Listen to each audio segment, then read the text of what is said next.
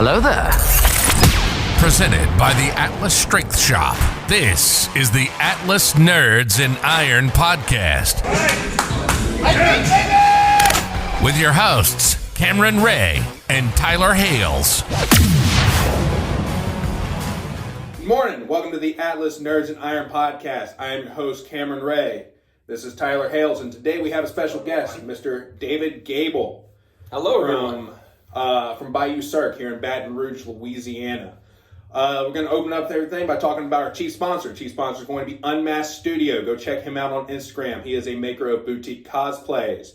I don't know if you got a chance to meet him when we were at Wizard World, but do you remember the guy who was walking around in the epic Dark Knight cosplay? Yes. You could not miss him.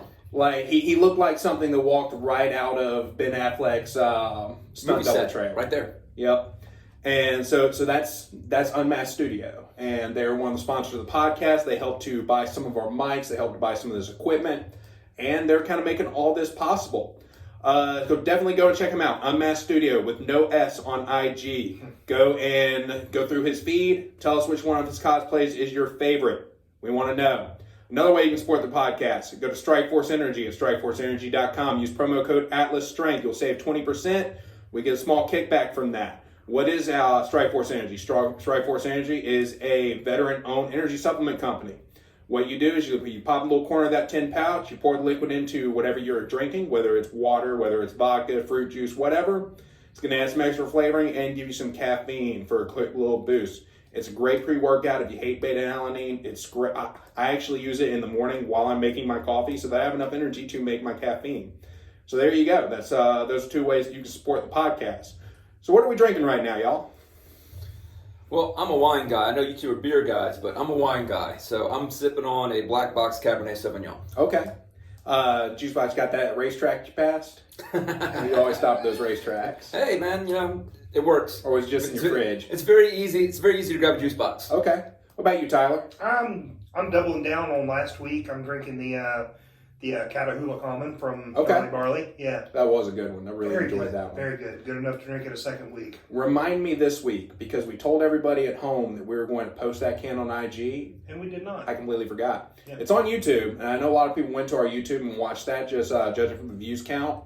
And judging from the average duration of each view, they at least got to see us hold up the can, and that might have been about it. But you're welcome for my service. But yeah, I think we need to post that on IG. I'm drinking something a little bit different today. One of our members brought us this several months back. This is Goose Island Bourbon County. It's a stout. Stout that's aged in bourbon barrels in 2017.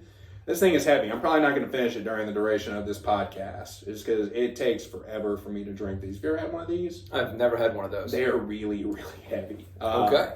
Yeah, if you want one, we got a couple more left in the fridge. Is that one of those things you should have a steak with? No, this is just one of those things I'd have for breakfast. Okay.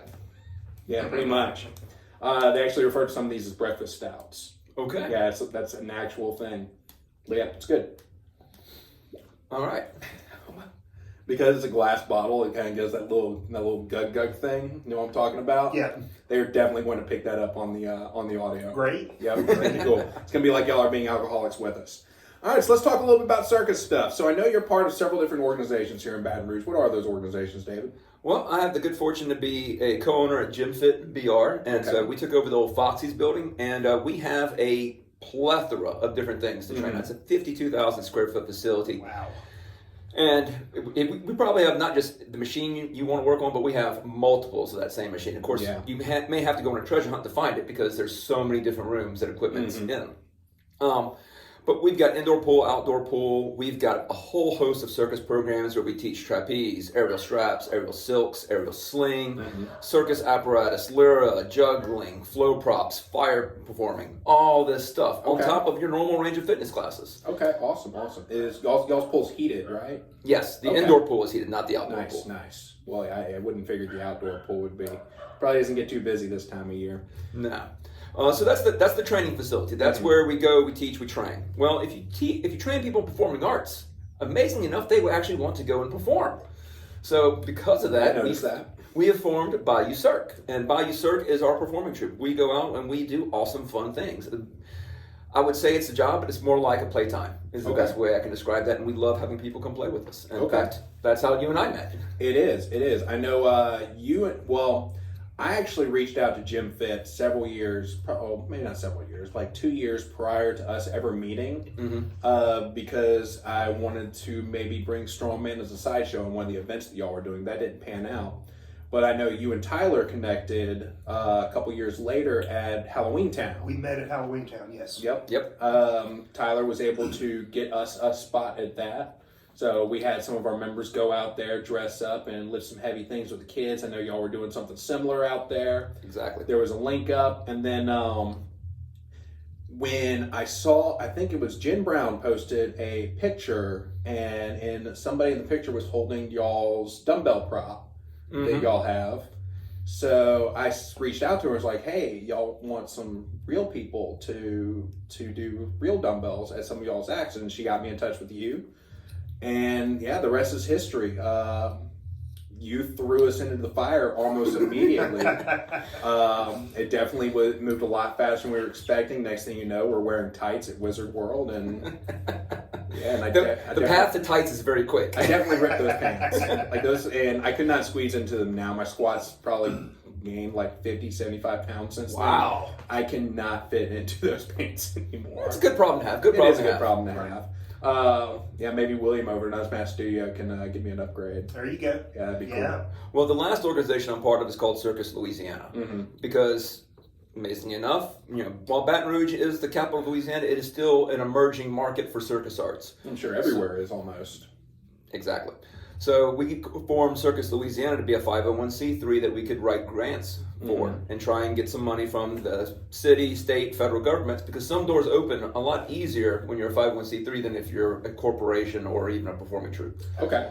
So Circus Louisiana actually goes out there and organizes and creates the events, like we did the Manship Theater show called Dark Circus. That was Circus Louisiana, put it on, had rented the equipment from Jim Fit and hired Bayou Cirque to perform at it. Okay. Along with, we had above ground aerial there, and there was one other studio, but it's slipping my mind right now. Anyway, we all came together and we did it. So Circus Louisiana is purely designed to promote circus arts within Louisiana and create events for people to go perform at. Awesome. I know I had really wanted to go see y'all at Dark Circus. I think I've told you this story before. Me and my girlfriend at the time, we're all dressed up, we're ready to go. I get online to buy tickets and they're sold out. I did not realize just how quickly that show would sold out. I definitely should have thought ahead on that one. I was so worried because like 2 weeks out, we only had sold like 30 tickets, and I'm the guarantor for this. It's my name at the bottom of the contract for all this. And then all of a sudden by Wednesday, it started just ticking. Well, okay. I'm sure everybody was kind of like me, where they were like, this looks really cool. I'll just go get some tickets on the way there. And I messaged, because at the time, Jen was the only one that I knew. So I messaged her and was like, hey, I'm coming to see y'all. And she's like, I don't think you're coming to see us. You might want to double check that. Yeah, there was a few people that actually showed up at the door thinking they were going to be able to get in, and there was no tickets. There was no seats. Yeah. It was unfortunate, but it was a good spot to be in. So this next show we're doing, that Circus Louisiana's hosting, is Hook Across Neverland. And it's the last weekend in August. I think it's the 27th, 28th, 29th. And that's we're going to do 2 shows on Saturday, 1 show on Sunday, in the hopes of we would love to sell out again. Yeah. But we want to get those people that didn't get to see us last time a chance to see us this time. So, anyway, so that's the 3 organizations that you currently have here. There are some other little studios that do circus style stuff here in Baton Rouge, and there's a few in New Orleans. But Circus Louisiana is our method to try and make more big events happen. Yeah, definitely, because as awesome as y'all are, to make a big event happen, you definitely need more bodies. It is not easy. And I've abused the Strongman a few times for, hey, we have this event, we need to put this truss up, and that truss does not weigh a small amount. Yeah, sometimes I think that's the only reason you talk to us. That is not it at all. Sometimes I need you to throw people up and catch them too. I know, who was it that was actually telling me this story? The last event that y'all did, somebody yelled out, where's Lauren? When y'all were putting the truss up. Yeah. Yep, that did happen. They were like, oh, this is much heavier than well, she can outlift all of us. Yeah. That is one strong woman. We love having her as part of the show. Yep. She'll actually be here later today to do some training, and she's going. I think she's going to be on the podcast next weekend. Is she? Oh, cool. I think so. I think that's the plan. So I know I'm getting warm, so I'm gonna lose the top hat and the jacket. Yeah, definitely do. It is pretty warm in here. It is. Wait. Put it back on. All right. Because I've been meaning to do this for the last 2 episodes. Or you know what? I'm actually going to cut all that out. Just do your thing. Just do your thing. Okay. Yeah, there's no way to do it organically. I'm probably not even going to cut it out. They're just going to have to figure out what I'm talking about. All right. So, what are your disciples? What do you specify Disciples? in? I don't have any disciples. I have some disciplines. I have some disciplines. I can't read. Reading's hard. Not a problem. My discipline is trapeze first. So I had the good fortune to have Nicole Fernbach and Matt Viverito, who both of them traveled with the Circus for a while. Okay. That's how I initially got it at the gym. Was they walked in. She had accepted a job as a resident here at Pennington Biomedical. Okay. And she walks in and goes, "Hey, do y'all need a trapeze instructor?" Yes, we do. Nice. And so that's how I got into this whole thing, because before that I was American Ninja Warrior training, trying to get on the show again for a 4th time. And then I kind of switched and went full circus. So I dove heavily into the duo trapeze. And then from there I was always fascinated by the aerial straps, because to me, aerial straps is this unique combination of grace, beauty, and a hell of a lot of strength. Yeah, definitely. And so I started working on that too. So those are my 2 big things. I can do a little bit of standing acro, but not much. Yeah. And then a little bit of flow and a few props, but not enough to actually put a routine together. Yeah, definitely.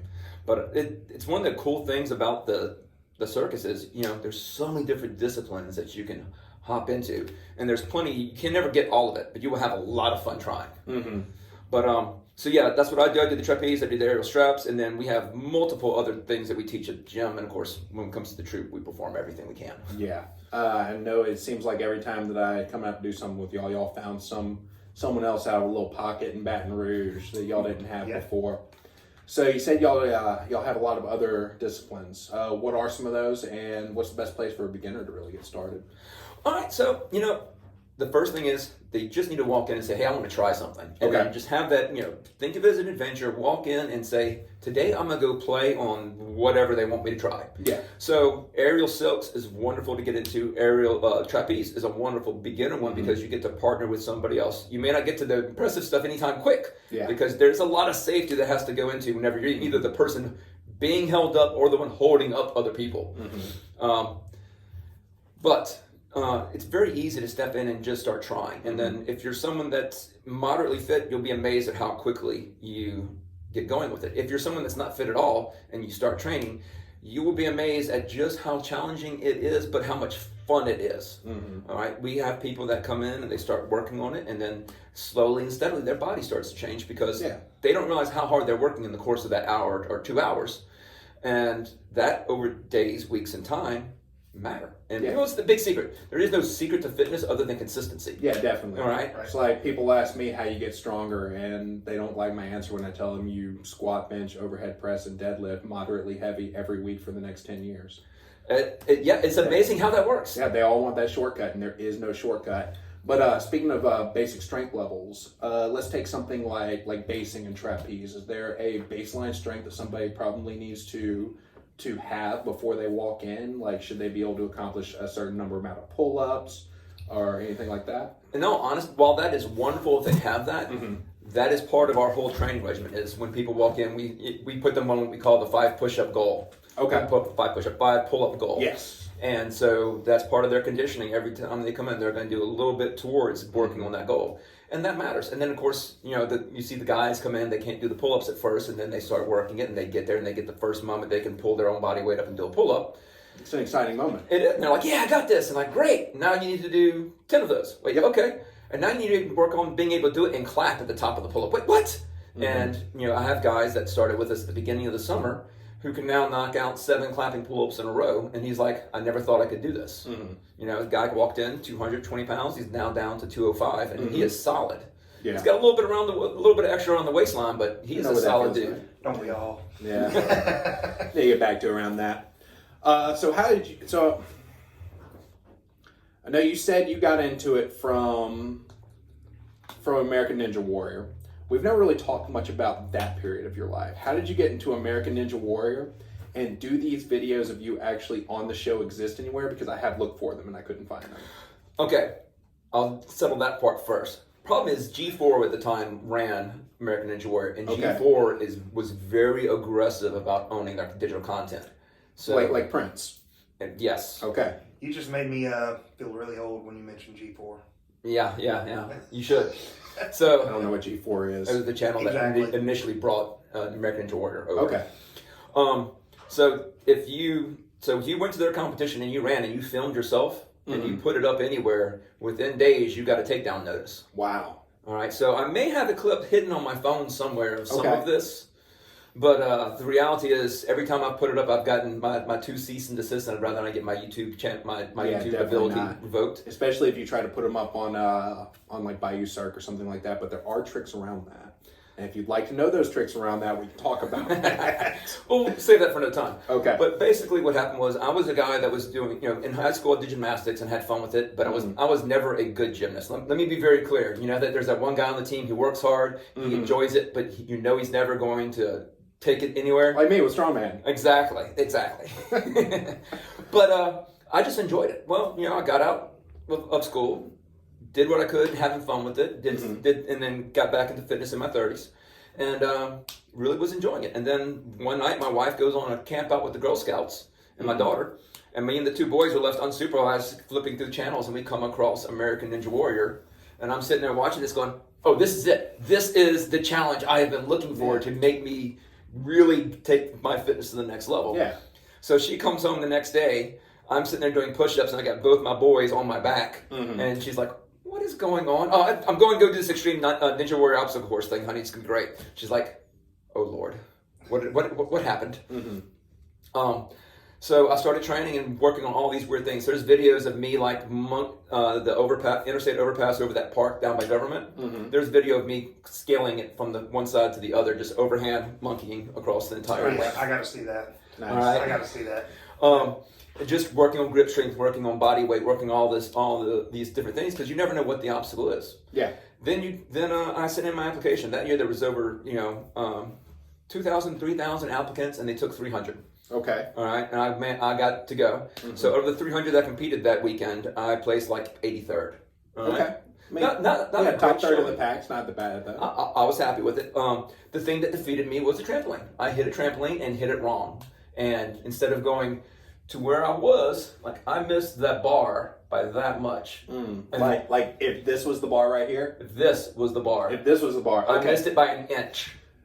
So my wife snaps this lovely picture of me, and it looks like I'm going to get it, because I'm like Superman flying, ooh, and I start the descent into the water, 12 feet, sploosh, and there's that moment I was sitting in the water, I'm like, fuck, all right, let it go. This was an awesome journey. Yeah. Let me get it back up and just enjoy this and get out the water. Great day. Season 3 I applied, didn't get in. Season 4 I applied, got in, and this is the first time I went to regionals. So I went to Texas. In season 4, I managed to place 32 in my region. Oh, nice.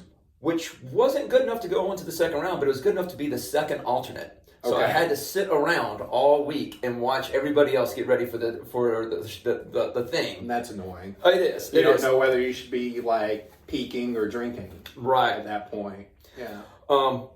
Now, I need to pause real quick. One of the awesome things about being in the Ninja Warrior contested pool, so you're sitting there, you're showing up, and you're there all day. Yeah. Let me make sure you understand. It's not just, you show up and you leave. You're there all day. We 100% know what that feels like. And you have these athletes of all different backgrounds, and everyone's doing their own. But no matter how big a fish you are in your area, you suddenly feel small because you see, you turn, you look over there, and there's this guy doing backflip burpees. He has his warm up before he goes on the show. You turn to your right, you've got a guy who's literally leaping picnic tables, standing broad jump over the picnic table and landing on the other side, turning around and jumping across. Again, I'm like, sounds like overhandling it. What the hell? So it was impressive just sitting there looking around at the talent of everybody around you, going, I'm no longer in Kansas. It was definitely a very cool moment to be. And the other thing was, as people are going through the course, they're coming off the course and say, hey guys, watch out for this obstacle, it shifts on you. Yeah. This happens. everyone there has this attitude of it's us versus the course, not me versus you. Phenomenal sportsmanship amongst the people. I got season 6. I didn't make the cut, but I went and sat in line for a week on concrete, waiting for my chance to be a walk-on. Okay. And I had fun. Did everything I could with it. That's the one I actually had a video of. Unfortunately, that was the one where a ref that wasn't as you move through the course, right? There is no you get to try it. It's just you walk up. They say, okay, these are where you can touch. You can't touch. Everyone understand? All right, good. They move through. They just talk about it and they show you the obstacles. Then it's your turn to go. Yeah. So there's one course judge, and then there's individual obstacle judges. Either one can call you off. So I do the obstacle, and I look at the guy right next to him. Am I good? He goes, yeah.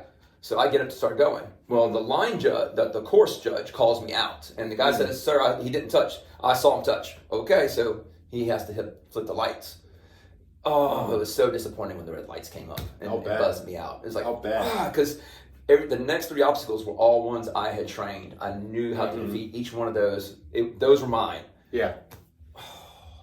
And I was doing so good on time. Anyway, sorry, I digressed. No, that's what we're here for. You're the guest, man. Yeah, you're the guest. Yeah, the show is about you. Well, so after that, I received word through back channels. I kept applying for the next few seasons that, hey, listen, we saw you 3 times. You didn't make it through. You're probably not going to get a re-invite. Especially that's fair. Once it got to 90,000, 100,000 applicants. It's TV. Right. Yeah, you got to have good TV.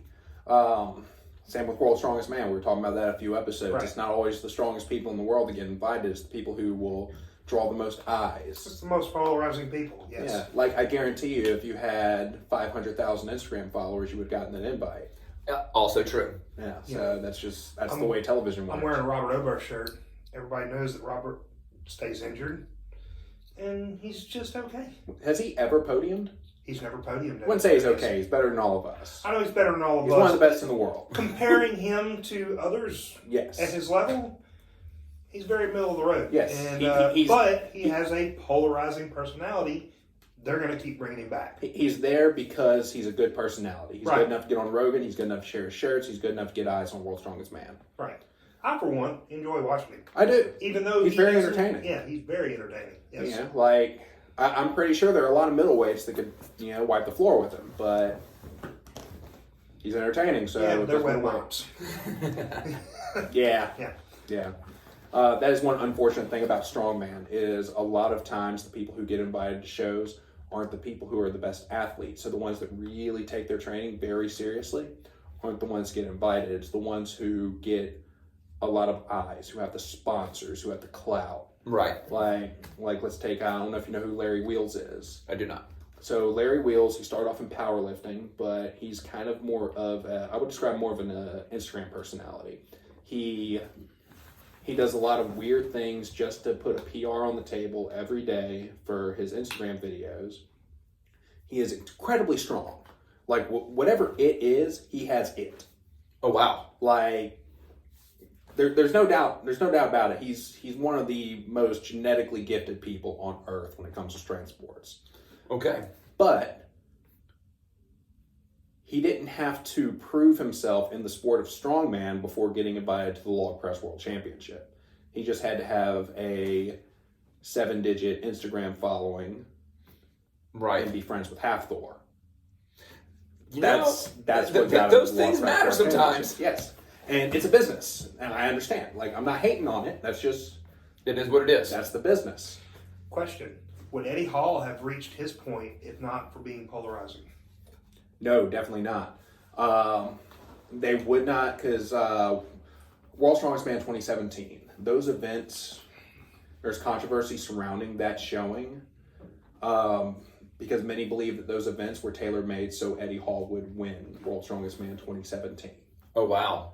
That would piss some people off. It would, and that's why him and Half Thor currently have a boxing match scheduled for September. Because Half Thor came in second, dude, and he would have came in first if it wasn't for one judge's call on one of the events. I can see that. So now I have a theory that their beef that they have is all manufactured to drive sales for both of their brands. Could be. But it probably is because, like I said, it's a business. They're both retired from Strongman, and now they're about to, it's going to look like two wildebeests fighting in the savannah. I don't know if you watched the Half Thor award fight that happened a few weeks ago. No, I didn't catch it. So, are you familiar with Half Thor's dimensions? Yes. He's 6'8". Right now he weighs like, I think 380, something like that. Somewhere between 350 and 380. He was at 440 when he competed in the Arnold, but he cut down a lot, so his conditioning is way higher. The guy he went up against was 7 inches shorter and 100 pounds lighter. And I'll tell you what. Still a big dude. He is, yes. He would still dwarf everybody in this room. They did 3 rounds, three 3-minute rounds, and only one of them looked like they had gotten in a fight at the end of it, and it wasn't the guy who was big. Or no, I'm sorry, it wasn't the little guy. Right. Like Half Thor he got worked over for 3 rounds straight. So this definitely isn't going to be this Eddie Hall Half Thor fight. It's definitely not going to be a showcase of raw boxing talent. Right. It is 100% going to be a slugfest. It's going to be a slugfest for IG. This pause for 1 second. It looks like this isn't.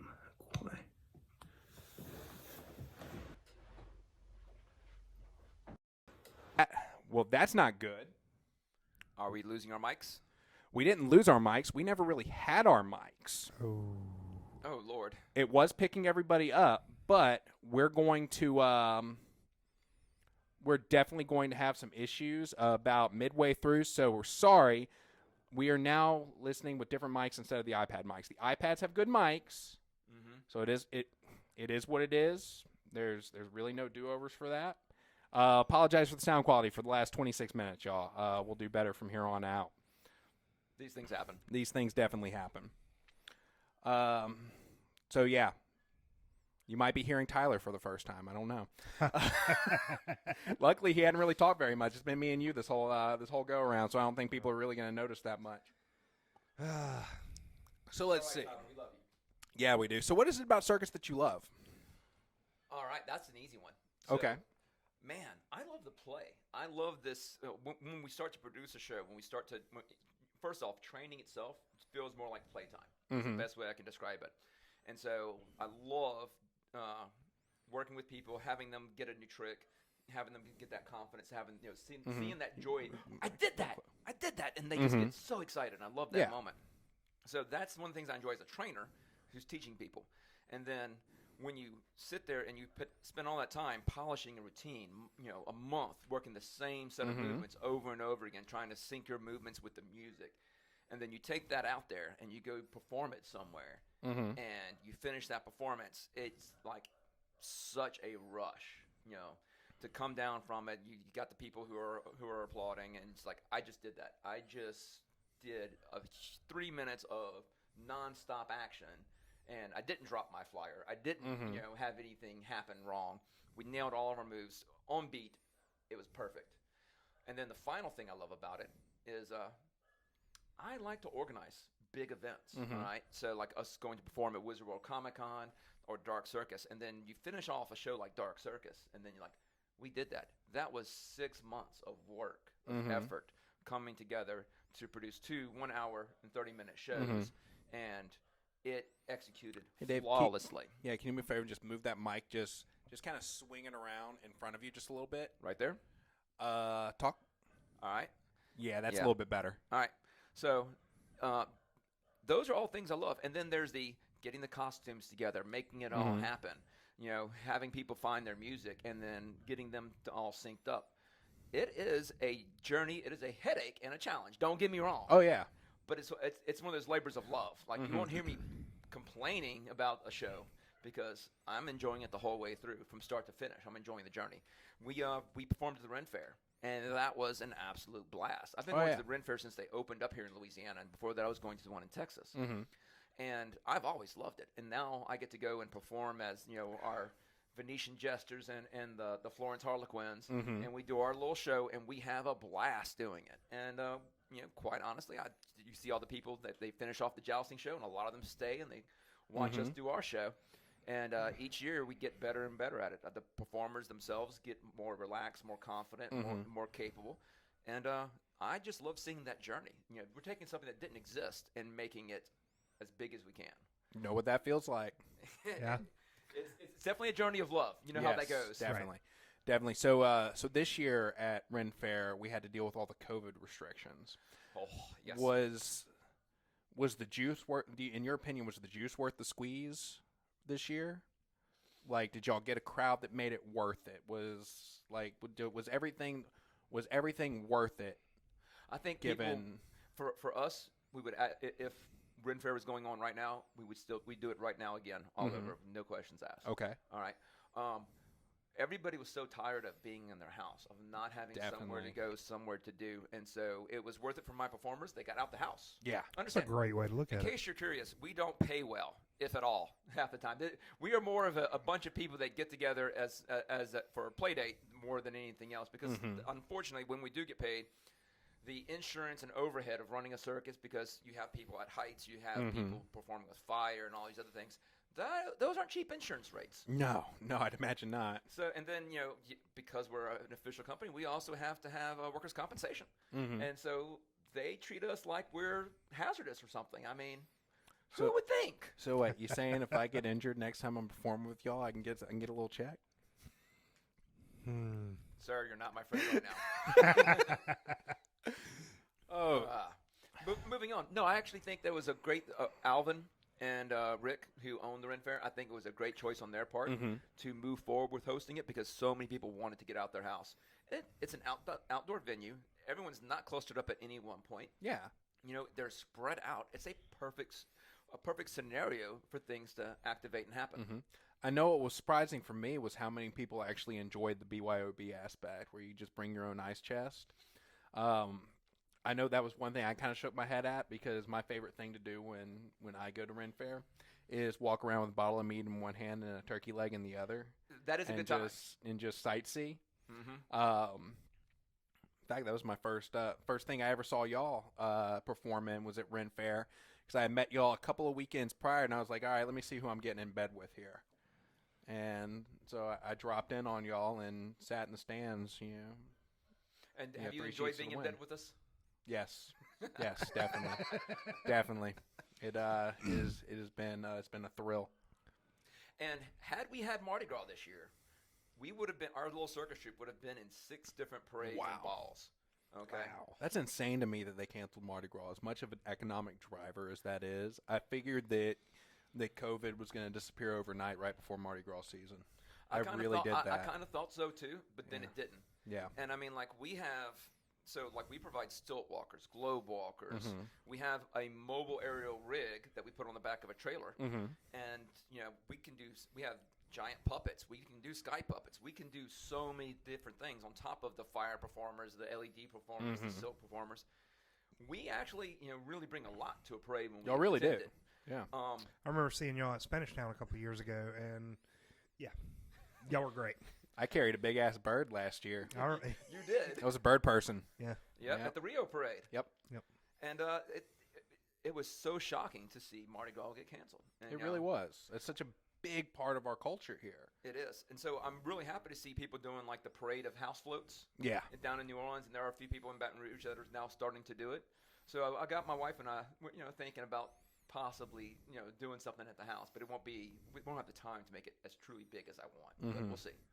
Well, do you ever have the time to make it as big as you want? No. Like you got to figure out how much time you have and work backwards from there. Yeah. One of the great things about Circus is it allows you to keep pursuing the weird and the fun. And, that takes different avenues of expression. And one of my little side projects I'm thoroughly enjoying is the Enchanted Trail by my house. Yeah. So for those that don't know, there's a Breck Park right by my house, and they have this little walking trail that goes through. And I started hanging 1 or 2 faces up in the trees, and people started giving me more faces. And let's do this a little bit. Right now, your mic is sitting right here. Aiming at me? Yeah, aiming at you. Oh, my God, that made a hell of a difference. All right, there we go. So, so now we're up to 15 faces hidden along this trail, all about 9 feet up in the air. And it's just one of those things. It very much reminds me of, not Howl's Moving Castle. What is that anime?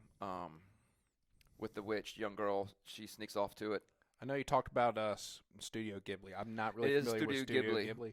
It's not Spirited Away, is it? Yes. Spirited Away. That's the only one I know the name of. Yes. And it's just from the trailers. They were everywhere when I was a kid. Yes. It reminds me of the Spirited Away portion, how she's going through the forest. And okay. So that's kind of the inspiration for that one. Okay, awesome. I know it's a nerd cast, so I was like, oh, let me throw that out there real quick. Well, I mean, yeah, that's what we do around here. Right. So, speaking of nerds, I know that a lot of, well, I say a lot of y'all, 2 of y'all that I know of both have Nightwing cosplays. Yes.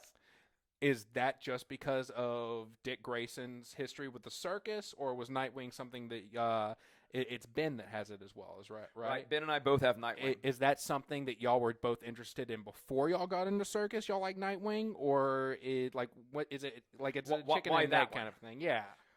In all honesty, it's because I don't have the build to be Batman, because Batman is supposed to be more your size. And Ben does?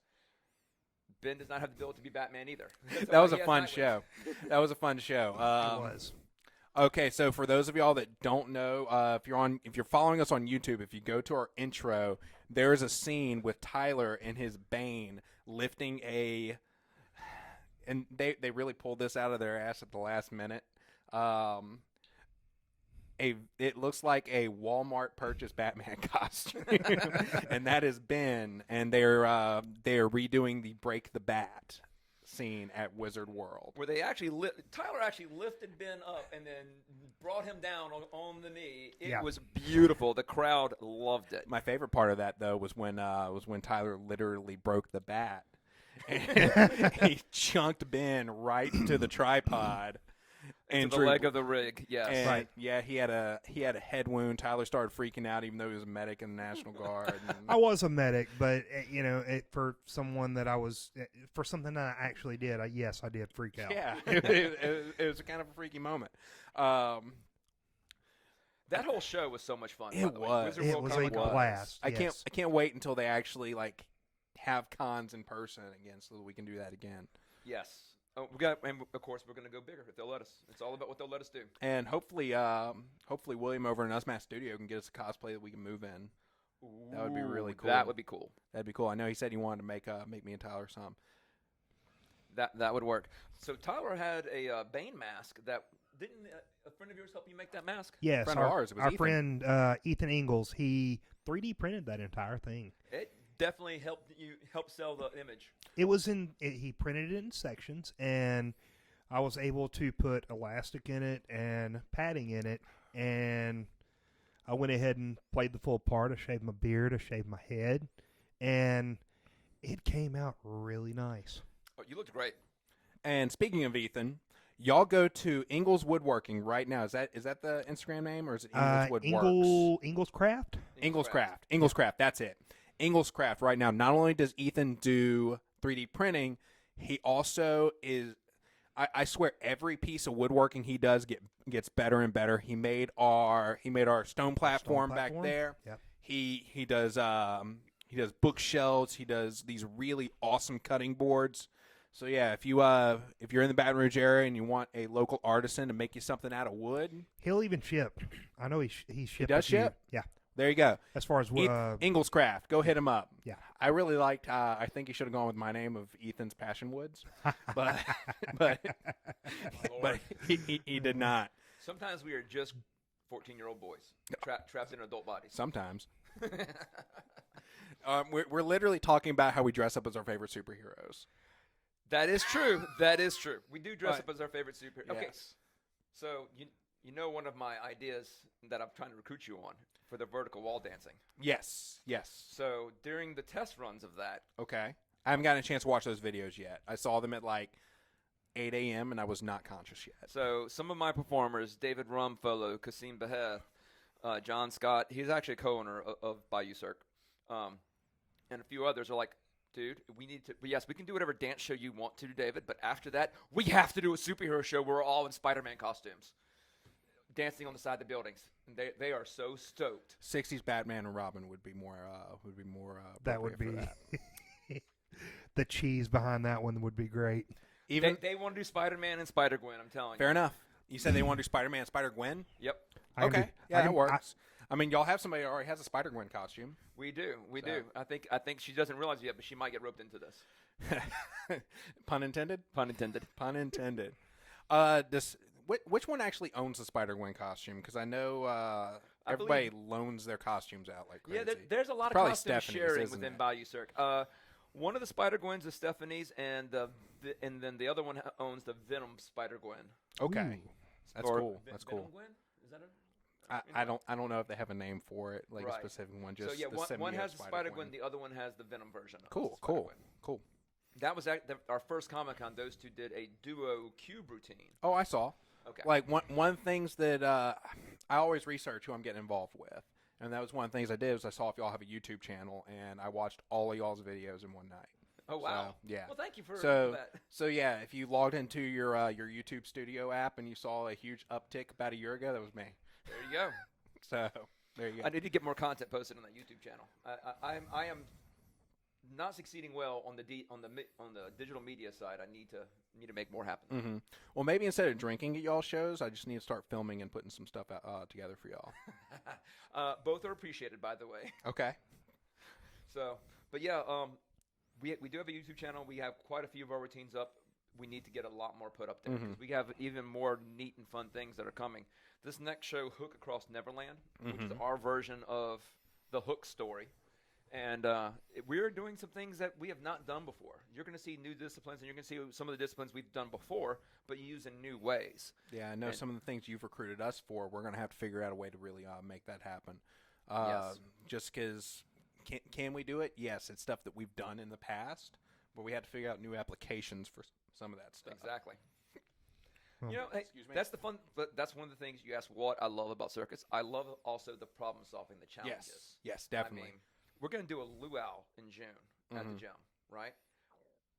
Over the water, just similar to what we did at Midsummer Night's Dream. We're going to be over the water, but I figured out how to put an invisible table in the pool. Is it my idea of running the runners out to the edges, or y'all figured out a leg Another way. Okay, cool. Figured out another way. We'll talk about that after. We don't want to give away all your trade secrets. But yeah, so we're going to do a luau with fire show, aerial arts, and aerial fire. And we're gonna eat a really pig. good. And we're going to have a couchon delay. You're right. You're going to get to eat a pig. Well, can we eat a pig? Hey, can we figure out how to press a circus dumbbell on fire? Because that's very I will doable. gladly do That's that. doable. Circus dumbbell, no. No, Think about how close that is to your hand. I don't give a damn. Oh no. An axle. We've already talked about an this. axle We would work did. even better. We did. Yes, Right. we've We already did talked about that. this. We're Okay. going to what is it? Kevlar tape? Is that what it is? Yep. We're going to run some Kevlar tape around the edges of the wagon wheels and light that on fire. Sweet. So Yep. no, we're doing next weekend. Well, next weekend, next Saturday. Oh, that's right. You have the event. Yes, we are going to be at the Downtown Showdown in Jackson, Louisiana. So if you're in Jackson, Louisiana, and you want to come say hi to us. Let me correct you there. I've had to do this. What'd I do? It's the Downtown Throwdown, and if you go to Jackson, Louisiana, you're going to be Mississippi. your head. Jackson, Mississippi. Mississippi. Oops. Sorry, Jamie. Oh, Sorry, goodness. Jamie. Yes, she doesn't Jackson, listen to us. Mississippi. She's busy. She's not listening to us. She's prepping for a show. Right. But yeah, Jackson, Mississippi. Yeah, Saturday morning at the was the First Baptist Church in First Jackson, Baptist Louisiana, in Jackson. Mississippi. Yeah. Jackson, Mississippi. I did it again. By the way, if one of y'all wants to do a strongman bit Okay. very shortly, we're going to do a drive-through movie night of The Greatest Showman in the parking lot of the gym, and we're going to perform alongside while the movie is showing on the big screen. So I think I've told you before. Say that again because I was watching the levels and that didn't pick up at all. Okay, So say so it right into the mic. So we're going to do we have a drive-in Pretend screen you're at that's going summer to be camp. set up, and then we're going to show The Greatest Showman. And while The Greatest Showman is going on, we're going to have performances going on below and to the sides of it. So if one of y'all wants to come do a strongman bit, Win. You ready for all your people to click off? I have never seen The Greatest Showman. What? I've Are never you seen kidding it. me? I'm not a musical person. Put that aside. Remember when I told you Always Sunny was good? Yes. And you trusted me I a trust second you. time? I Okay, trust you. listen. Trust me when I say this. Okay. The Greatest Showman is such it's a so good worthy. It is so movie. worthy. Is it on any of the streaming apps? Disney Plus. All right, I'll watch it on Streaming Plus tonight. Yeah. So yeah, we're going to do that, and we're going to have live stuff going on alongside with the music. What's the dates? The actual final date we're lining up. It should be the last weekend in March. that last Saturday. Message me that. Okay. I'll double check it with our That's calendar. doable. Look, you You mentioned have 2 Greatest months Show. out. You mentioned Greatest Show, and I have to be involved. Can I be Hugh Jackman? Hugh Jackman. I Huge. think I have a slightly different role for you. You will be huge, just maybe not the Jackman side. I know exactly where you're going with that. There we go. Yeah. He's gonna be the stage. No. It's fucked up. Watch the movie. I will watch. I will watch the movie. Awesome. All right, so we've talked about the upcoming events. We've talked about what y'all do. We talked about Circus in general.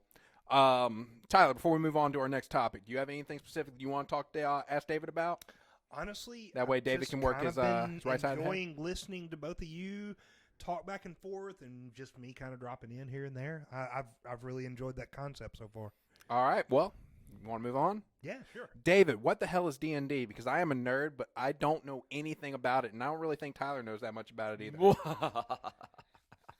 D&D is like the joint. That's how I got into all of this. Is the best way I can describe it. Really? D&D, because so in D&D, it's basically a short version of performance theater. Sure. And what it really is that everyone comes together and they are going to tell a story together. So Okay. you got 4 to 5, 6 people, right? And you have one guy who's a dungeon master. The Okay. dungeon master serves as the rules educator, lawyer, and has to play the role of everyone that's not present at the table. Okay. He deals with the NPCs. Now, a storyline is created. Sometimes it can be just as simple as, hey, we're doing a dungeon crawl, which is we go room by room, we clear the dungeon, slay the monsters, retrieve the princess or retrieve the treasure, and then get the hell out of there. Okay. It can be that simple. Okay. It can also be much more complicated. Every DM has a different flavor they do, but it's all just stories. It's literally just us coming together and free form telling a story. Okay. All right? Now, you can make it as big as you want it. Like, I hate to say this about myself, but I have now gotten to that point where I have a ton of D&D miniatures and terrain and maps and all this stuff. Also made by Ethan Ingalls. He does that too. He does. And I thoroughly enjoy that side as well. I also enjoy when it's just 4 of us sitting around playing D&D.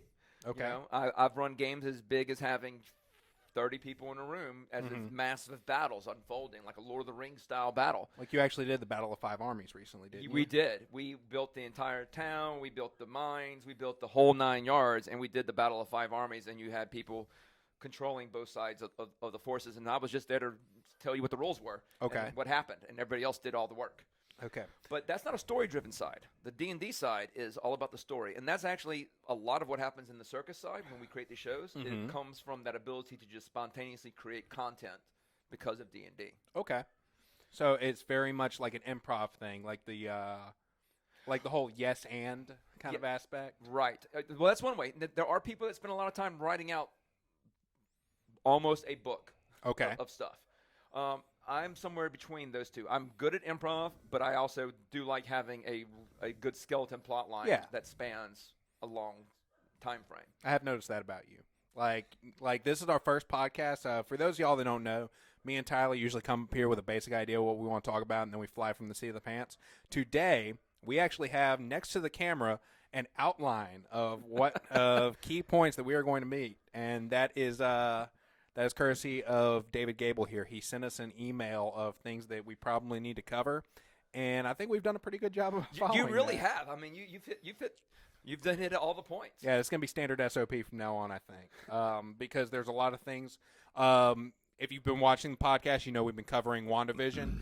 Episode 4 and 5 are going to be covered on next week's episode. Yes, so but be ready for that. There are some points that have been in my head that I've forgotten to talk about, like the whole Mephisto thing. Yes. I've wanted to mention that for the last 2 weeks, and I keep forgetting. Have you been keeping up with WandaVision? I have not seen episode 3 yet, so All right. my wife and I have a date All right. tonight to finish it. We are not going to spoil things for you. I actually don't mind because I already know I'm going to enjoy it. Because Yeah. that is one thing Disney does well. They do. They tell a great story. They really, really do. The House of Mouse, while they are tyrannical, they are good at delivering. They're so tyrannical. You seen that meme where it goes into the future where Disney has taken over the United Yes, I know States? it. Yes, I have love seen that. I love that meme. And there's a good reason because they are efficient at what they do. They are, and they do a great job with everything except for the sequel trilogy. Yes. Well, okay. First, it was still And good. the mood It of the was room drops. No, it was still good. I still enjoyed taking my kids to it. Right. Yeah, I enjoyed going to watch it. Right. But I Yeah. also realized it could have been so much more.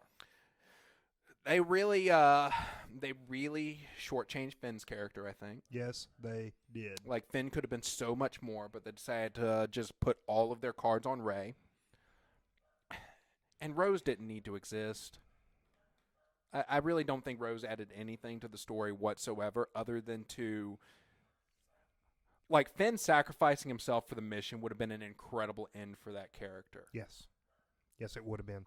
And they kind of ruined that, like, with Rose coming in because of love when she's known this dude total like 5 minutes.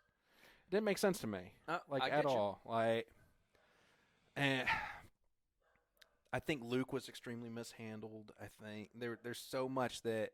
I think Mark Hamill feels that Luke was mishandled. Oh, 100%. He loves what Jon Favreau is doing with Luke right now. All right, I hate to say this. Have you not seen The Mandalorian? Hold on. Get the fuck out. No, I'm up on The Mandalorian. Okay. No. Jon Favreau, for whatever reason, I never realized how many things he's been behind that I have loved. Everything he touches turns to gold. I mean, instant Christmas classic. The Marvel Cinematic Universe. If you've not seen it on Netflix, The Shows That Made Us is worth watching.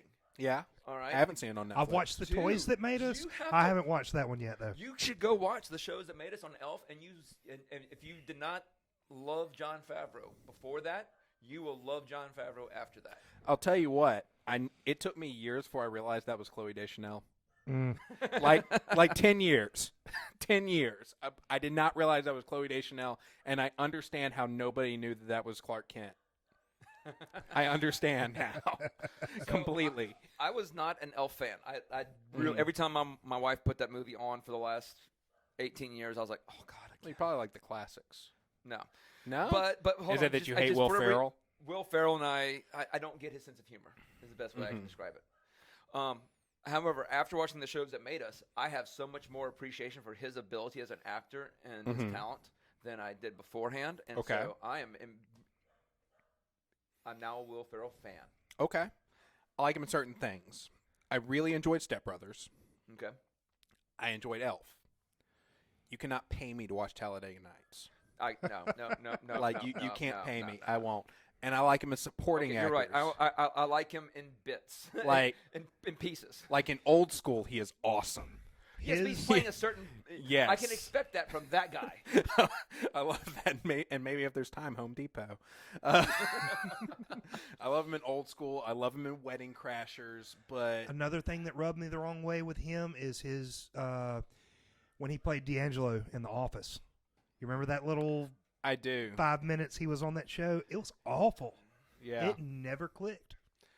Well, they tried to like bring in a bunch of big celebrities into The Office just to tease that something big was coming. They did that with Jim Carrey too, didn't they? Yeah. Well, he had like one cameo. Him, Ray Romano, which James Spader was in that same episode, and he ended up hanging around. Yeah. Yeah. So I got a question for both of you, if you don't mind. Okay. All right, so this is not on the bullet points, but it was my secret point.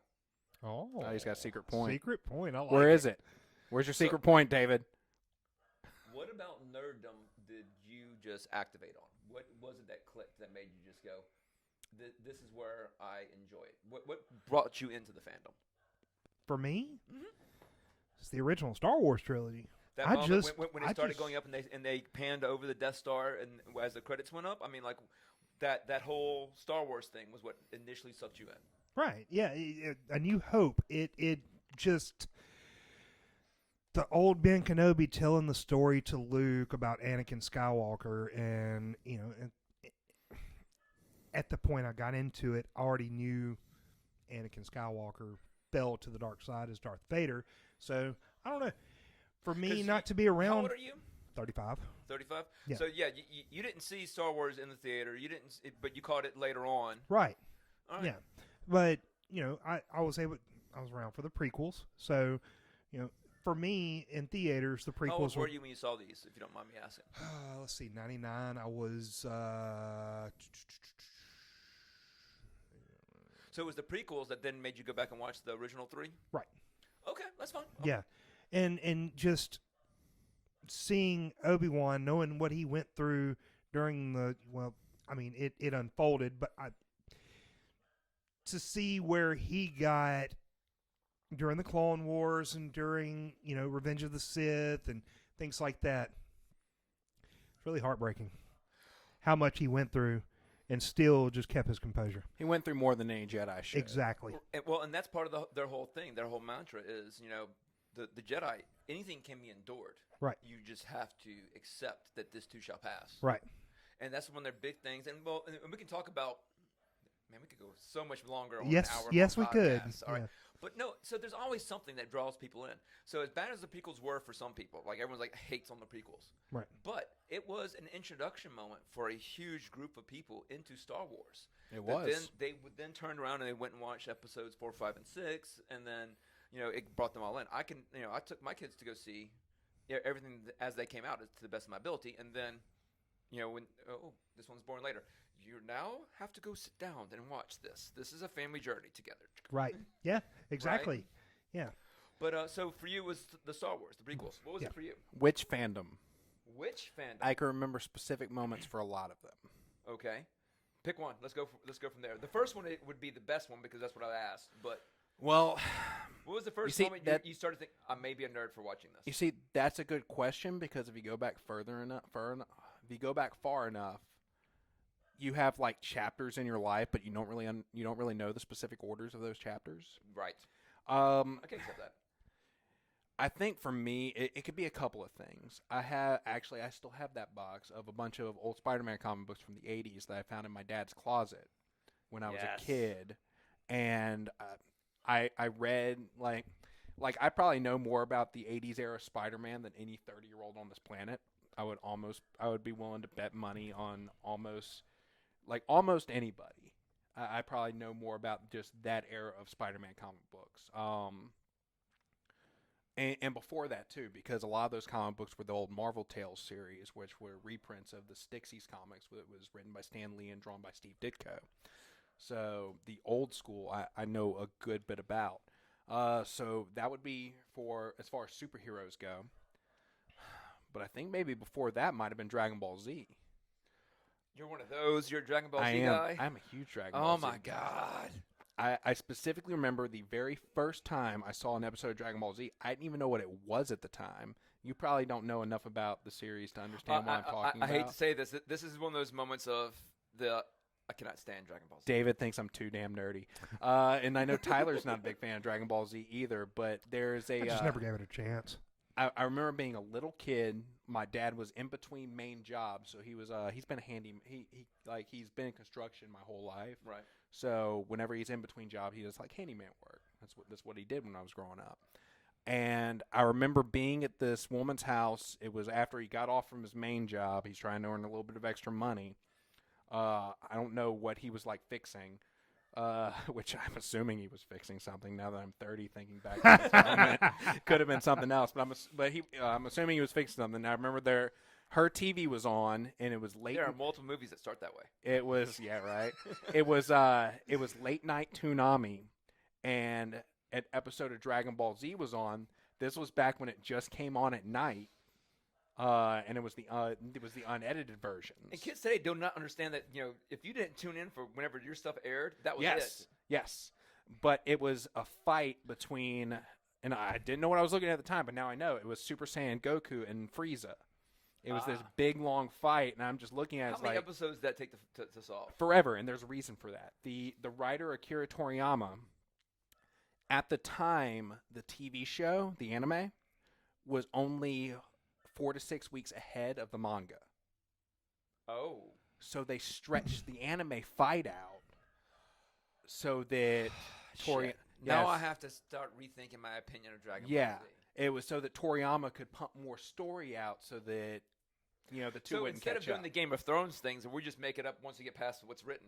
They were waiting for the source material. That's why the 5 minutes that takes Namek to explain. How much different would Game of Thrones be if they'd done the same thing? If J.R.R. Martin is that George R. Martin? That's right. I always confuse the first names those between him and J.R.R. Tolkien. Yes. Yeah. Like if he just would have gotten off his ass, stopped working on side projects, and finished his series.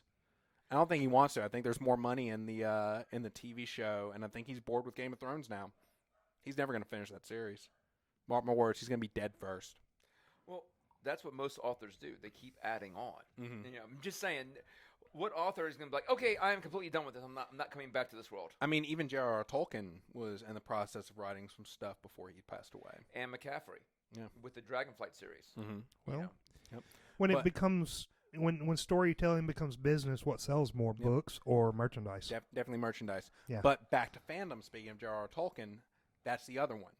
I specifically remember laying in my bed upstairs reading The Hobbit because it was for accelerated reading points. My dad wanted to go to the arcade, or we were going to go to the arcade, and I said, let me finish this chapter. It was, did you ever read The Hobbit? More than once. But okay. It was the scene in the forest where he's up against all the spiders. Ooh, I was reading that chapter, and I had to finish that chapter before we left. I get it. Yeah. So years ago, well, first off, we should do a shout out real quick. Okay. All right. Just kick the table. The whole Hobbit series, Lord of the Rings series, when they redid those two sequences of movies. Okay. All right. The director did such a phenomenal job, and I'm having a total mind blank right now on his name. Peter Jackson. My God, that man he made so many things I wanted to see happen from the books happen to the movies. Thank you. I mean, didn't he make a King Kong movie too? He did, but we're not talking about that right now. We're talking about the Lord of the Rings. Okay, I couldn't remember if I was like confusing that or if I was thinking Mighty Joe Young. So hold on. I took my Cub Scout group at that time. Mm-hmm. So this is Alex, Tim. For those that don't know, I've got 3 kids. 12 kids. Not 12. Fertile ass man. Anyway, poor Brandy. I had a Cub Scout group. And actually, we had 12 kids in the Cub Scout group, in case you're curious. They were all his children. Don't let it be fooled. No. Anyway, so we took the Cub Scout group to go see The Hobbit when it came out. And Jack was actually like 4 or 3 at that point. And he sat between me and this other adult, Steve Stone. And we're sitting there watching The Hobbit. And at the end of it, Steve and Jack acted up during the movie. All right, but he didn't act up bad. He acted he was the emotional indicator you wanted. If you wanted fear to be conveyed from that screen, this little boy was trying to get under the seat to get away from the trolls or the spider. Or if you wanted heroism, he's on the very edge of the seat, leaning forward like, yes, we can do it. And so, I mean, he was the emotional indicator of everything you wanted in the movie. At the end of the show, we're getting up. Steve Stone looks at me and goes, this guy made the movie for me. He was exactly what I was already feeling, but he was actually physically responding to it. You mean to tell me Jack had an animated personality? I don't know where he gets that from. I don't know where he gets that from either. Some of y'all should really watch the YouTube videos of this. Right? Don't y'all post this to YouTube Yes, as we well? do. We generally post. We'll post a full video, but I'm just saying this microphone constricts my animation. Yes, definitely. But what we do is we post a full video of the entire podcast, and then like if we spend a certain amount of time on specific topics, we'll snip that down into little smaller sections that are easier to digest. Just because who sits and watches YouTube for an hour on one video anymore? Like practically no one. If I click on a YouTube video and it's more than 10, 15 minutes, I'm probably not going to watch it. I understand. Unless it's something I really want to watch. Well, the problem is the way YouTube puts their videos. If you're watching a video and you reopen YouTube, it doesn't show you that video. It assumes that you never want to watch it again. Right. So if you want to finish that video, you have to go and find it. If YouTube changed that algorithm a little bit, I'm willing to bet that a lot more people would watch multiple videos. Would finish it. Yes, but... Yeah, would finish the video. I think I said the exact opposite of that. You did. But you had me. I appreciate it. Yeah, that's why we invited you, because I suck. No. All right. So anyway, speaking about cutting videos down, we are. But there's something I'd like to touch on, and we got distracted. Go figure. We were talking about D&D. How does one actually get started in D&D? Like, if me and Tyler wanted to get started and get a campaign going, where would we start? Well, you would say, hey, David, I want to play D&D. And I'd be like, all right, man, we're going to make this happen. Okay. So, all right, man, we're going to make this happen. Do you like pirates? I have no opinion of pirates either way, but I can go with pirates. Do you like pirates? I'm with Cameron on that.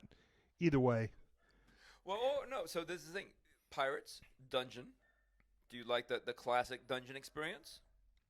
I'm not talking about BDSM here. I'm talking about like normal dungeon here. Just to be clear. Yeah. Do you want the classic, more of the medieval knights and everything else across the battlefield? Where would y'all like to go in this story trope? We can go with pirates. Yeah, that works. For pirates' sake, yeah. All right, that's fine.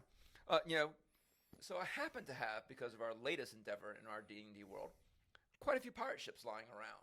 Okay. All right. So we're going to go for a D&D pirate-style theme. I'll come back if you're willing to have me. I am. And we will do a small-scale D&D game. Okay.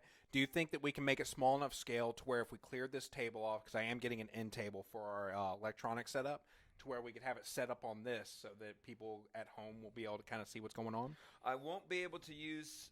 Yes, I can make that happen, but we'll have a few equipment change-out moments. Okay. So we'll need to get a few boards to... There's moments where we go from the ship side, and then we scale down to the individuals battling across the ships. Okay. You tell me what we need, and we can make it happen. All right. Once again, back to Circus.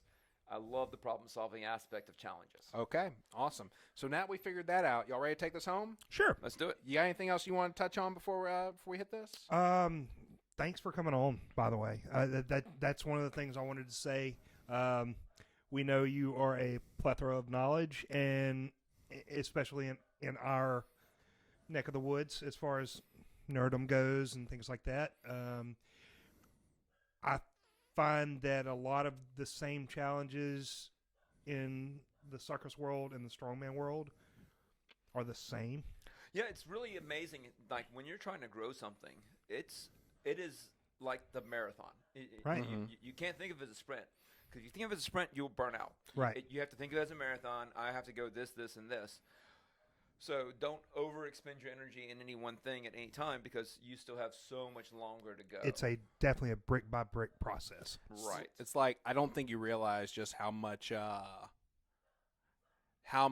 linking up with a group of people that is just a few years ahead of us in this process has helped this place grow. We probably would not be in this building without having met y'all's group and watching some of the lessons learned that y'all have gone through before us. we have done some of those. Yes, definitely. And I have gotten to watch y'all learn those. And it's a great thing about the human brain is you can learn from other people's lessons as well.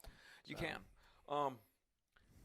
What I really love the most, all right, because this is one of my big frustrations. I love Baton Rouge. I love Louisiana. I love our culture. We do so many good things here. We do. But there are people like, screw this place. I'm out. I mean, it's not Miami. Yeah. You're right. It's not Miami. So whatever it is that you feel that this needs, be the guy that brings it. Bring the woman that develops it. Be that person that is the change. Be the change that you want to see in the world. If you want more of this in this area, well, then bring it. Put the work in. Don't take the cheat code and go to where it's already at. Yeah. Go visit that place, study, look at it for a bit, and then come back and go, okay, now I know what I want to do. Yep. All right? And work at it. Yes, it will be hard, but it's worth doing because then the place that you came from, you leave it better than you found it. Definitely. And that is the awesome thing about humans is that we can do awesome things when we work together. Definitely. Sorry, I got on my high horse for a Oh, minute there. no, it's all good. That's what we're here for. Great. So before we take this home, you want to tell the people at home where to find you? Yes. So gymfitbr.com is our training area. If you want to come take a class, we would love to have you. By all means, come try the silly. Come do the awesome. And take as many photos and videos of you doing those things while you're doing it as you want. Then, if you want to see our shows, Bayou Cirque, you can find us on Instagram. You can find us on Facebook. We have the YouTube. And then Circus, Louisiana is still small and fledgling because it really just exists to make the events happen. But that, too, will change as more and more people get on board. I can definitely tell y'all Bayou Cirque is where you're going to find a lot of the most interesting content. But they do all that content, with the exception of the shows, within the confines of Gym Fit. So if this kind of thing is something that interests you, go follow Gym Fit, go follow Bayou Cirque, and go pay them a visit. Because not everybody's going to want to pick up rocks, but you might want to pick up yourself, and these guys are the guys that help you do that. Hey, we have multiple classes on how to pick up other humans. Yes. So, it is a thing. It's trapeze. It's acro. And then if you just want to get fit and have fun, come see us. Awesome. So again, to support the podcast, you can do that a couple of ways. You can go and you follow Unmasked Studio on Instagram.com. Well, I guess it's just it is Instagram.com, but the Instagram app. Go follow Unmasked Studio, no S. A lot of people have been typing the S, no S. Go tell us what your favorite cosplay that William makes is, and tell us what you want us to get him to make us. Because it's time for us to start planning for Wizard World 2022. Ooh. I have a request. You have a request? What is it? Oh, I do. Is it Mermaid Man from SpongeBob?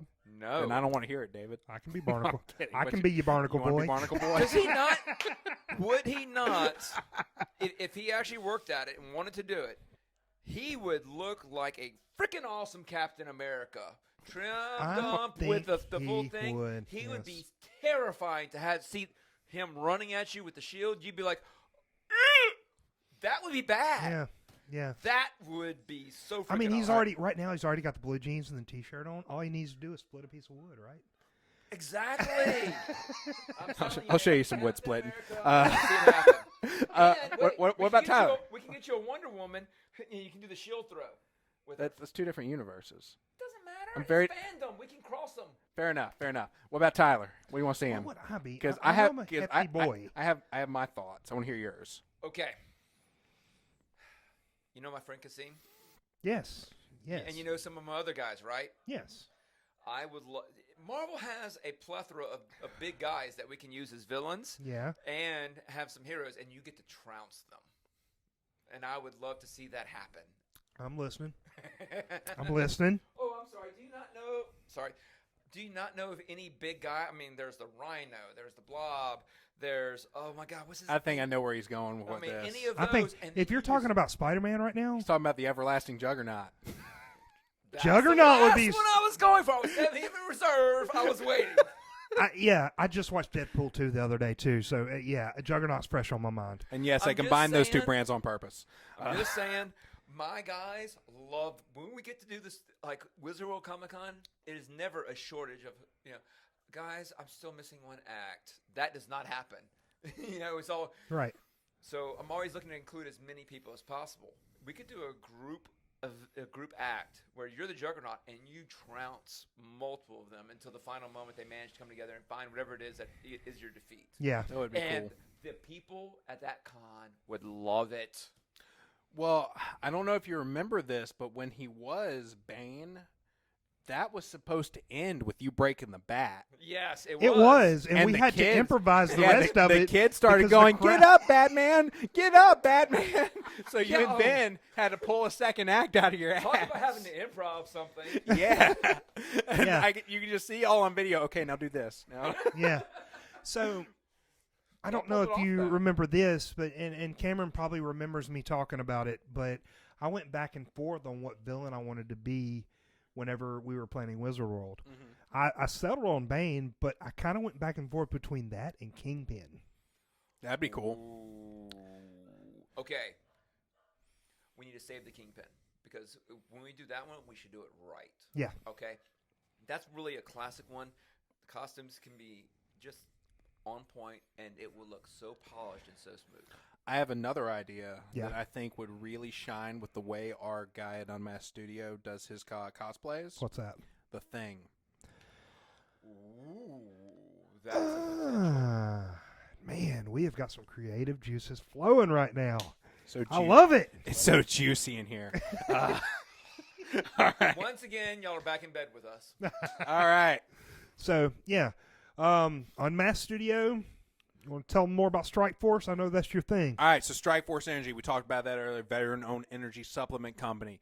You can support us with that one of two ways. You can go to strikeforceenergy.com, load up your cart, and use the promo code AtlasStrength at checkout, save 20%.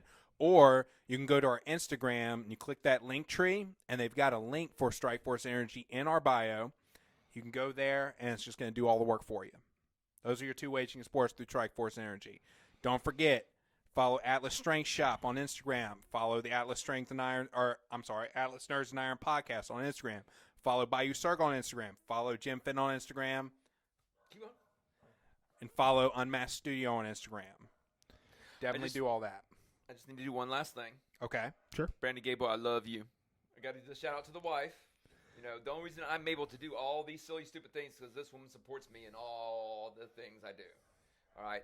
She is the unsung hero behind, like, I'm doing the Enchanted Trail. She's out there holding the ladder, handing stuff up to me and saying, David, that doesn't look right. You have to make it a little more level. And she is so talented in makeup, too. She's talented in makeup. She's talented in painting. She's talented in a whole host of ways. I've got to find ways to get her more credit at times. Hey, David, you ready for me to make things weird? Oh, Lord. Go for it. Hey, Tyler, how come you never thank Chelsea on the podcast? Oh! No. Because I thank her. All right, and we are gone, folks. Thank you very much for tuning in. Tune in next week when we talk about WandaVision.